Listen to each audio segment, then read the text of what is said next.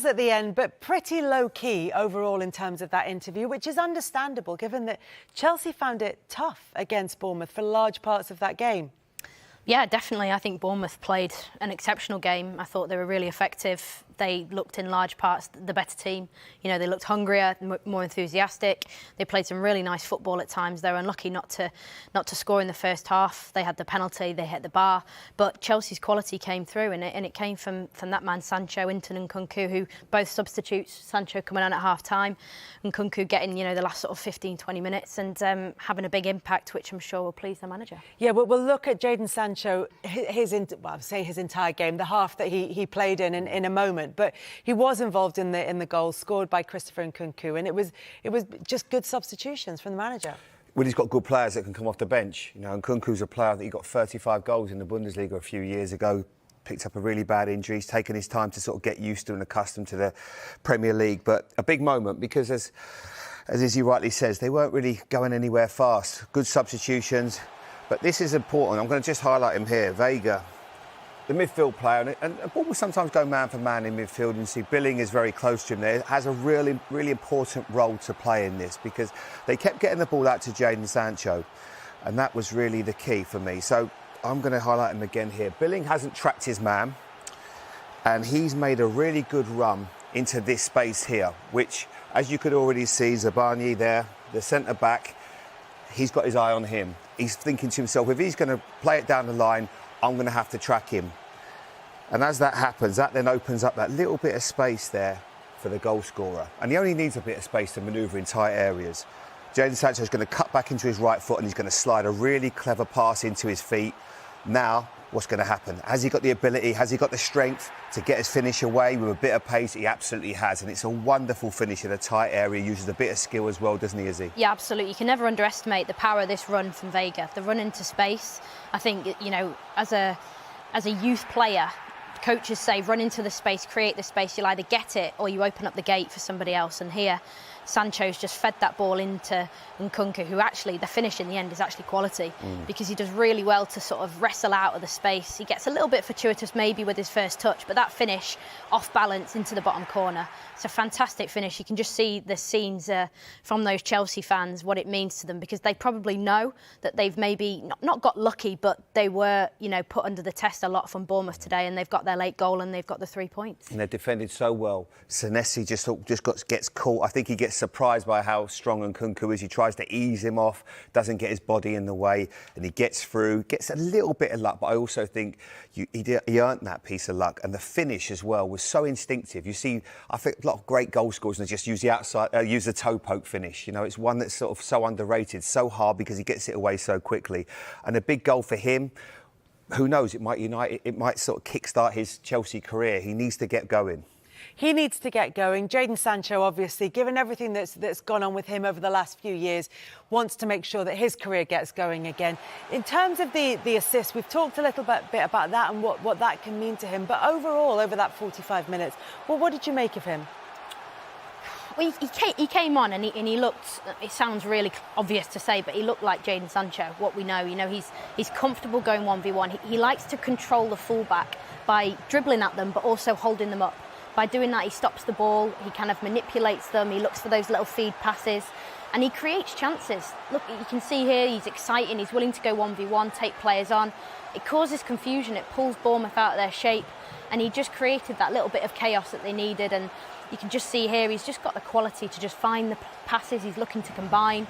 And overall, I think, he's had a massive impact on the game. He's obviously got the Player of the Match trophy, and he's had a massive part in the winning goal as well by playing that assist into the box, into the brilliant space.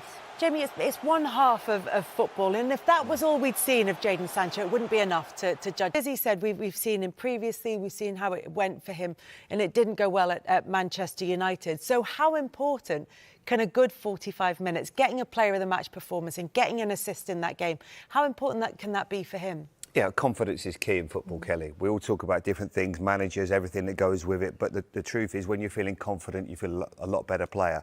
Now, I can't lie. When this transfer happened, I thought it was one of the strangest transfers I've seen in years. predominantly because Chelsea are overloaded with wide players. You know, Madueke and NKunku, players that can play in the wide area. Neto. So you're thinking, well, how is he really going to get a game in this team? Obviously, Chelsea feel financially it was a good one to get him into the club. Now he's come in. And he's obviously trained well because he took off Neto at half-time and probably thought, unless there was an injury, which we haven't heard about, and he come in and he looked sharp. There was a bit of chemistry as well with him and Cucurella, which sometimes just happens naturally in training. And he looked like he was really enjoying his football. Even in the interview there, he's very thankful about another opportunity because, let's be totally honest, at United he was really poor. He went to Dortmund last year and he was very good in the Champions League. I went to the final, he did some good things, he got his confidence back, he's got his shoulders back, he looks like he's enjoying his football again. This might be a transformational move for him. This might get his career back on track because he's too talented a player. And time doesn't wait for anybody in football. Before you know it, your career's over. You get to 25, 26 and think, oh my goodness, what am I doing now? I've not set the standards that I should be. Are you training right? Are you living right? All these things that have been maybe question marks against Jadon. But the one thing that you can't question is his skill and his ability. So I really hope it works out for him. He's got an opportunity. Look, he was against the right back that had a tough game in the first half against Neto. Second half, he's a bit tired. He now has to do that consistently. And if he does, they've got a really good player there, so it's going to be interesting to see how he does. The Chelsea fans enjoyed it. They were singing his name. It's been a really good start for him so far, but let's see over the course of the season how this develops. Yeah, all he can do is start well at Chelsea and hope that he can build on that. Bournemouth had an opportunity to go ahead in this game. They had a couple of chances from open play, but they also had a penalty. Just talk us through the incident. Was there anything particularly controversial about it, Izzy, or was it relatively straightforward for the referee? Yeah, to be honest, I think this is quite straightforward. I think that Sanchez, he gets caught, he has to come out. It's a really poor back pass by Fofana that's put his goalkeeper into that situation.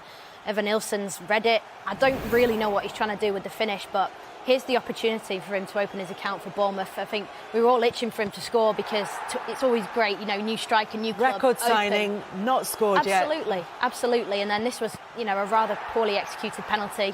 But I like the way his teammates got around him and picked him back up afterwards because you could kind of sense a real energy. You found this so interesting, didn't you, Jamie, the argument? There wasn't an argument, but there was clearly a discussion going on here about who was taking the penalty. And Cole Palmer, very interestingly, you can see he's having a few little words there with him to say sort of, are you ready for this type of thing, getting in his head. And whether that affects you or not, I don't know. But said at half-time, he's got the opportunity, Evan Nilsson, to move away from the crowded group of players. I'd do that. You take the ball away, take your own space, find your moment of calm. But, it's obviously led to him missing the penalty and unfortunate for Bournemouth. Yeah, I think you're right, Izzy. I think it's one of those, if he gets that goal, it's lift-off for him. But he's just now, he has to stay calm. Yeah, the pressure, obviously, people will be talking about he needs that first goal. But I like some of the things he's doing. There was a couple of moments, certainly in that first half, where the ball gets played up to him. He set a ball back. He's an intelligent footballer. And I think goals will certainly come. It's hard. He's obviously following Dominic Solanke, who was a revelation last season. And I'm sure that goals will come as long as he keeps getting opportunities, getting into the right place. Yeah, and Enzo Maresca sort of just wanting to kind of keep a lid on it because, as we said, it's only 45 minutes of football for Chelsea, but it was good from Jadon Sancho. Was it good over the 90 minutes from Chelsea, bearing in mind what Maresca said about the fact, effectively, they had to earn the right to play. They had to get their shirts dirty in order to earn the right to create the chances? I never played in many games and it wasn't good when you win. It's as simple as that. They got the 3 points, Kelly. Was it a good performance? Were they vintage today? No, absolutely not. They had to really struggle. A lot of teams are going to struggle when they go to Bournemouth, and they are going to get better as the season goes. I think from a right-back position, they had a problem all game with Disasi until they took him off. He's not a right-back, he's a centre-back. And you look at how you get a balance in the team. I don't know when Reece James is going to be fit, but if you could see Reece James playing at right back in that team and what he would give you would be, astronomical to where they are now. But it's just a case of getting him on the pitch. You start to get a bit of chemistry, players playing together more often, it will get better. I've said it before and I'm going to sound like a complete bore. It's going to be so hard to keep everybody happy. That's my problem with it. You're going to have players like Neto, who I'm a massive fan of. He played in the first half, doesn't quite work out, he gets taken off. How are you meant to get confidence and get that feel in the team if you're never really going to be given that trust? He's at least separated the squad into the players that he wants to work with and the players that he isn't going to work with, and sort of said, at least I've got this core of players. So he's taken the first step towards trying to fix that. Is the problem you're talking about that even within that sort of slightly tighter squad, that there are players who want to do the same thing. That Yeah, there's there's four wingers that could come off the bench, which is absolutely fine because people might say, well, they won you the game in the end, making your subs, making your changes. But I just feel when you've got so many players vying for the same position, it's not always great. You know, you don't see people coming on for Mo Salah after half a game, you know, because he's so important. It's just a case of getting. I suppose we've all got to get used to this. Is it going to work? Only time will tell. The narrative is going to go on all season with this Chelsea side and the players they've got. It's just be interesting to see what the success is, and they're doing something completely different to what I've ever understood with football. I'm not a big fan of it. I think exercising players and say you're going to go to a different part of the training ground, and do you not think they're going to still get in contact with the players? And Chilwell has been told he's out. Now I hear and he could be back into the squad. It just doesn't create a very good environment, I don't think. You can't just say to a player you're not going to be involved, you know, especially if they're good guys and they train well, because you never know when you need something done with a right back, you know, but he might have been a player that's not in that squad. But having said all of that, Maresca can only work with the squad of players that he's gone into, as big as that is, and, you know, as small as he's tried to make it. Can you see his footprint on that team? If I'm really honest, I don't think after today I'm personally any wiser to seeing patterns and a vision of how they want to play.